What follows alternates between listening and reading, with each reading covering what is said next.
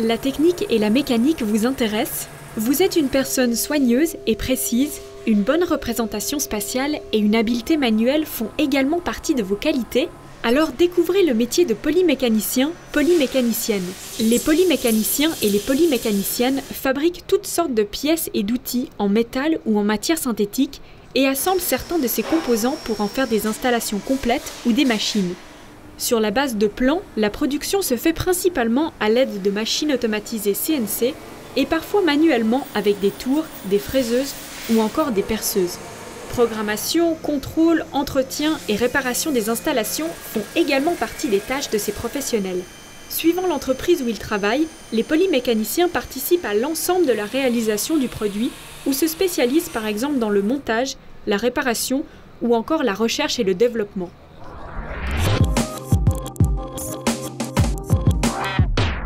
En fait, depuis longtemps, j'aime bien construire, monter, j'aime bien fabriquer de mes mains, j'aime bien la minutie aussi. Alors j'ai choisi ce métier parce que je suis passionné par la mécanique déjà depuis très longtemps et puis ça m'intéresse de faire des pièces précises. Alors j'ai choisi ce métier car j'aime bien le fait de passer d'une pièce brute à une pièce finie et utilisable. À partir d'un plan, on peut programmer une machine qui va nous réaliser la pièce de façon extrêmement précise.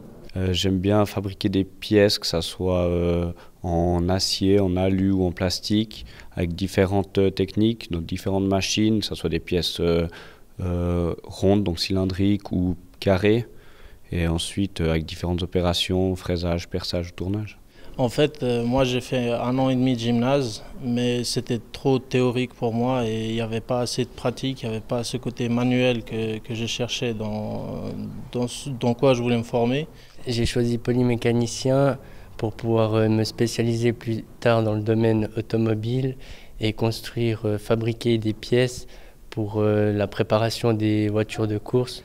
On fait de la programmation avec les machines à commande numérique. Puis j'ai bien aimé cet assemblage entre le travail manuel et puis aussi le travail avec des machines et puis avec des outils informatiques pour la programmation de certaines pièces. Alors parce que depuis jeune, je m'intéressais à l'aviation et je voulais savoir ce qui se passait derrière, toutes les pièces qu'il y avait besoin et comment justement ils les fabriquaient.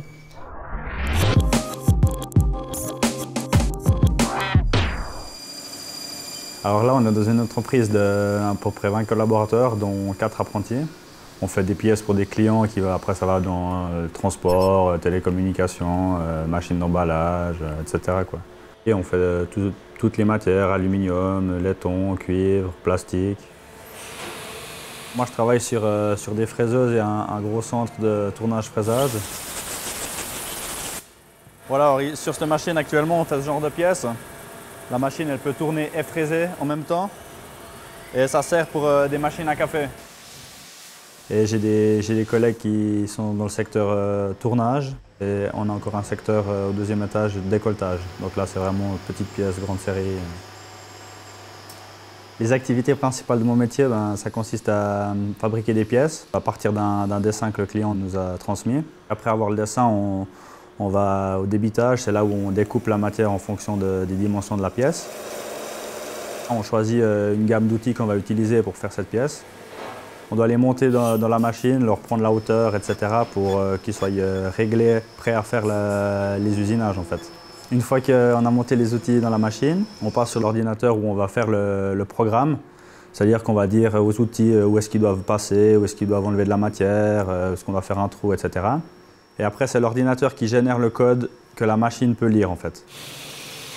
Ensuite, dès que ça c'est fait, on est prêt à fabriquer la pièce.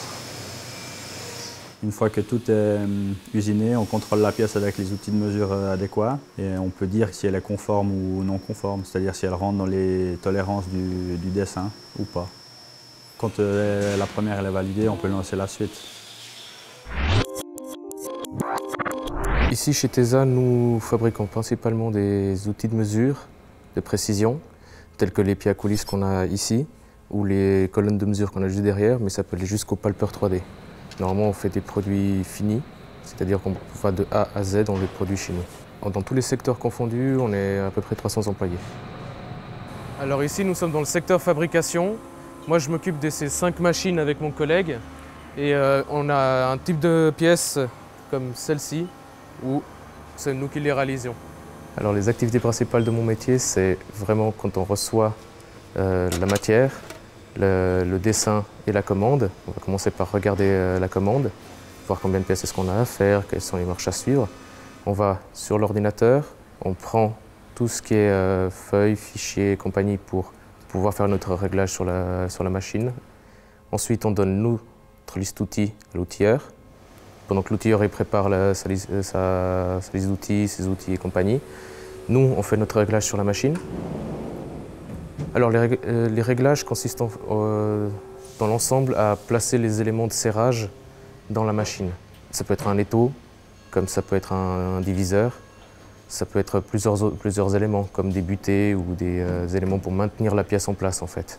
Une fois que le réglage est fait, la matière qui est brute, on la met dans la machine. On fait le test du programme.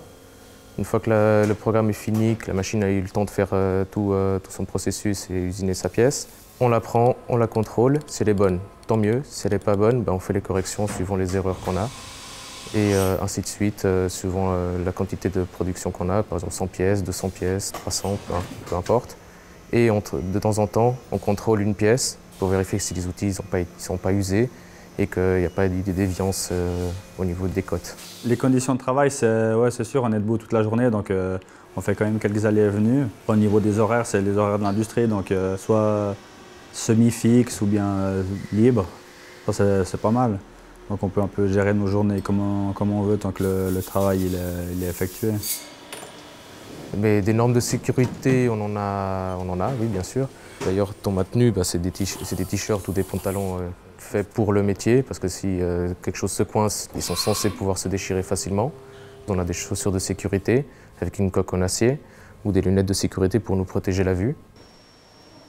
Alors, les qualités pour ce métier, c'est faut être précis, méticuleux, patient, parce que ça ne va pas toujours comme on veut du premier coup. Il faut quand même être à l'aise avec les maths, parce qu'on fait ça toute la journée, c'est des chiffres. Ouais, si on est un peu pinailleur, être précis, c'est bien. Il faut vraiment être à l'aise avec les maths, trigonométrie ou les simples règles de base des maths. Il faut avoir une vision spatiale de la chose. Quand on regarde le dessin en 2D, il faut qu'on puisse imaginer la pièce en 3D. Il faut avoir un sens logique, être habile de ses mains en fait. Ordonné. C'est pas forcément une condition, mais c'est un atout, être un peu perfectionniste. Il y a plus d'hommes dans ce métier que de femmes, mais il y en a des femmes.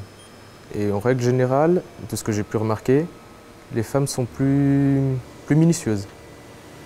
Les avantages de ce métier, c'est que c'est en constante évolution, alors du coup on peut toujours se former pour faire d'autres choses, pour apprendre des nouvelles choses, donc ça bouge tout le temps, c'est pas mal. C'est autant un métier technique qu'un métier physique. C'est vraiment les deux. C'est ça qu'il y a de bien en fait. Alors les inconvénients, ça serait les conditions éventuellement pour ce qui est du bruit. Et puis le fait qu'on est debout la journée, voilà, mais sinon, moi j'en vois pas énormément. Alors les inconvénients de ce métier, je dirais le bruit. Sinon, quoi d'autre? La fatigue, parce qu'on finit une journée, on n'a pas forcément une fatigue physique ou alors une fatigue mentale. Très souvent, on a les deux. C'est tout le temps en train d'évoluer, que ce soit au niveau des machines, des outils, du système pour programmer les pièces, etc. Maintenant, il y a les imprimantes 3D aussi qui arrivent, donc il y a plein d'évolutions à venir. Le métier va surtout devenir plus complet et plus diversifié. Ouais, c'est gratifiant parce que nos pièces elles sont utilisées dans tout ce qui existe autour de nous, donc que ce soit au niveau des transports, de l'alimentation, de la médecine, l'horlogerie, c'est sympa. En fait, ce que j'aime dans mon métier, c'est partir d'un brut, avoir toute la réalisation, tout le processus, la réflexion qui va derrière et finir par avoir une pièce complexe comme le pied à coulisse qu'on a juste ici.